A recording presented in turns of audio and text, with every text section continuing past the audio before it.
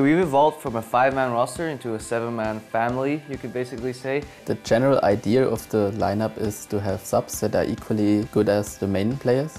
We were performing very poorly in the LCS and we felt we needed a change. And that's when we looked around, well, what can we do? We looked towards, say, Korea as well, and they're using this 7-man roster. It creates a little bit of rivalry, but also everybody has to stay on the top of their toes to be ready and in the utmost best shape. You can still preserve a team bond with 7 people. It just requires a change of attitude. Of course, everybody wants to be a starter, but the team prevails and the team is the #1 priority. We've introduced Shaker, and he'll be battling with Snoopy for the right to be the starter jungler. Snoopy said, okay, it's fine, you know. I'm just gonna see what I can do for the team.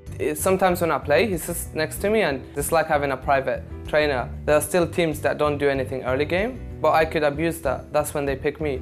But Snoopy, as you saw, he could also change, against MYM. He went really aggressive early. That's the thing. You can't ever expect how the jungler is going to be. We decided to use Shaker last week in Tenerife. We wanted to test him on the big stage in front of a couple thousand Tenerife fans. Seasoned players would mostly hold back, facing the risks. Shaker just wouldn't care and he would go in, take the risk. If it works, it works. If it doesn't, it doesn't. And that actually helped us win a lot of early games.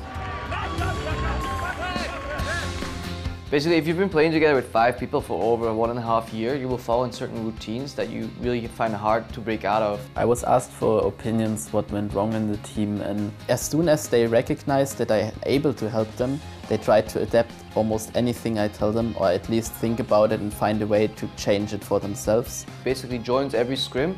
He takes some notes during the match, suggests some picks and bans in the pick and ban phase. After the match is done, if we have any issues that need to be talked about, he will come in with his point of view. And the best part is that he's completely unbiased, and this will give us a really good sixth point of view to balance our opinions off. Because Creppo and me have basically the same champion pool, it would be unnecessary to swap us out all the time. We are both in shape with the team, and at any certain point I could step in. I think subs that are living with the team and that actually participate scrims have just a lot more value than subs that don't. We're not going to praise the 7-man roster into the heavens, but I think it might be something that other teams will pick up over time. There's no reason not to use your subs to the maximum potential because it would only set you back if you don't.